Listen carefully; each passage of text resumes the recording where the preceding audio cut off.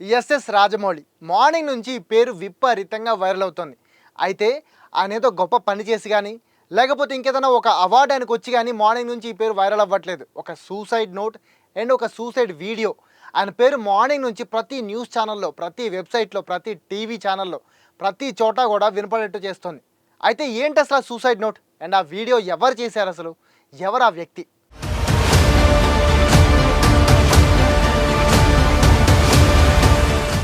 ఉప్పలపాటి శ్రీనివాసరావు, ఈయన పేరు ఇప్పటివరకు ఎవ్వరికీ తెలియదు.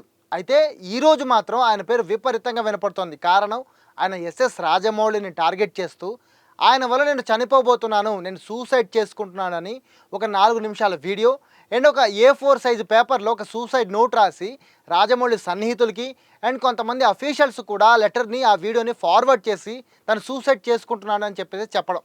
అసలు ఎవరైనా అంటే ఆయన చెప్పే మాటలను బట్టి వాళ్ళిద్దరూ కూడా కాలేజ్ టైం నుంచి ఫ్రెండ్స్. అప్పట్లో వాళ్ళు అసలు ఒకే కంచం ఒకే మంచం అనే టైప్లో ఉండేవాళ్ళట.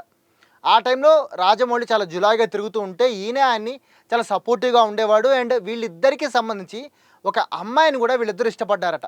అయితే ఆ అమ్మాయి విషయంలోనే వీళ్ళిద్దరికీ పెద్ద గొడవ అవ్వడం అండ్ ఆ గొడవలో వీళ్ళిద్దరూ దూరం అవ్వడం, ఆ అమ్మాయి విషయంలోనే వీళ్ళిద్దరి మధ్య ప్రాబ్లం రావడం, ఆ అమ్మాయి ఎవరికి కావాలనే విషయంలో ఆర్య సినిమా టైప్లో ఒక ట్రయాంగిల్ లవ్ స్టోరీ నడవడం, ఇవన్నీ జరిగాయని చెప్పేసి ఉప్పలపాటి శ్రీనివాస్ చెప్తున్నాడు. అండ్ ఆయన తన లెటర్లో కానీ తన వీడియోలో కానీ చెప్పిన విషయాలను ఒకసారి చూస్తే, రాజమౌళి వల్ల నేను చనిపోతున్నాను, నేను పబ్లిసిటీ కోసం ఈ వీడియో తీయడం లేదు, మాది 34 ఏళ్ల స్నేహం, సినీ పరిశ్రమలో ఉన్న ప్రముఖులకు తెలుసు, ఒక అమ్మాయి వల్ల మేము విడిపోవాల్సి వచ్చింది, అందరి జీవితాల్లాగానే మా జీవితంలో కూడా ఒక అమ్మాయి ప్రవేశించింది, ముందు రాజమౌళి తర్వాత నేను, ఆర్య లాగానే మాది ట్రయాంగిల్ లవ్ స్టోరీ, ముగ్గురం క్లోజ్ కాబట్టి ఏం చేద్దామని రాజమౌళిని అడిగాను, నన్ను దూరం పొమ్మన్నాడు, నేను దానికి ఒప్పుకోలేదు, ముగ్గురం కలిసి ఉందామంటే ఒప్పుకోలేదు అతను, నేను పెళ్లి చేసుకుంటాను, నలుగురం కలిసి ఉందామన్నాను, అది ఇంకా చండాలంగా ఉంటుందని రాజమౌళి అన్నాడు, కాలం అన్నీ మార్చేస్తుంది, మీరు సాక్రిఫైస్ అవ్వండి అన్నాను, నేను సాక్రిఫైస్ చెయ్యను అన్నాడు, నేను చేశాను. ఇదంతా రాజమౌళి స్టార్ డైరెక్టర్ కాకముందు జరిగింది, వాడి కెరియర్కు ముందు జరిగింది. ఇప్పుడు ఈ విషయం అంతా ఎవరికో చెప్పానని నన్ను టార్చర్ పెట్టడం మొదలుపెట్టాడు. ఓసారి మా ఇద్దరికి ఒక వాగ్వాదం జరిగినప్పుడు మన స్టోరీని సినిమాలాగా తీస్తానని చెప్పాను, అందుకే నన్ను ఇంకా టార్చర్ పెడుతున్నాడు. ఇప్పుడు రాజమౌళి శాసిస్తున్నాడు టాలీవుడ్ని.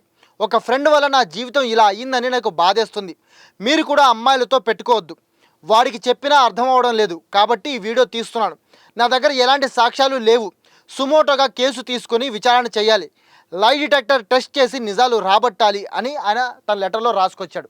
ఇదే కాకుండా ఆయన తన లెటర్లో కానీ తన వీడియోలో కానీ ఇంకొన్ని విషయాలు కూడా చెప్పాడు. అదేంటంటే, తను రాజమౌళికి ఎంత స్నేహితుడో చెప్పడానికి యమదొంగ సినిమా టైటిల్స్లో ఎగ్జిక్యూటివ్ ప్రొడ్యూసర్గా తన పేరు ఉంటుందని చెప్పాడు. నిజంగానే ఆయన పేరు యమదొంగ టైటిల్స్లో ఎగ్జిక్యూటివ్ ప్రొడ్యూసర్గా ఉంది. యు శ్రీనివాసరావు అని ఎగ్జిక్యూటివ్ ప్రొడ్యూసర్గా ఆయన పేరు పడుతుంది. ఇక రాజమౌళికి శ్రీనివాసరావుకి నిజంగానే అంత ఓల్డ్ ఫ్రెండ్షిప్ ఉందా అనేది ఒకసారి చూస్తే, నిజంగానే గుండం గంగరాజు ఈ పేరుని ఆ శ్రీనివాసరావు కూడా తన లెటర్లో అండ్ వీడియోలో కూడా చెప్పారు. ఈయనకు కూడా తెలుసు మా ఇద్దరు స్నేహం గురించి అని చెప్పారు. అలాగే ఈ గుండం గంగరాజు ఒకప్పుడు ఒక ఛానల్లో వచ్చిన స్టార్ సీరియల్ అమృతాన్ని డైరెక్ట్ చేశారు ఆయన.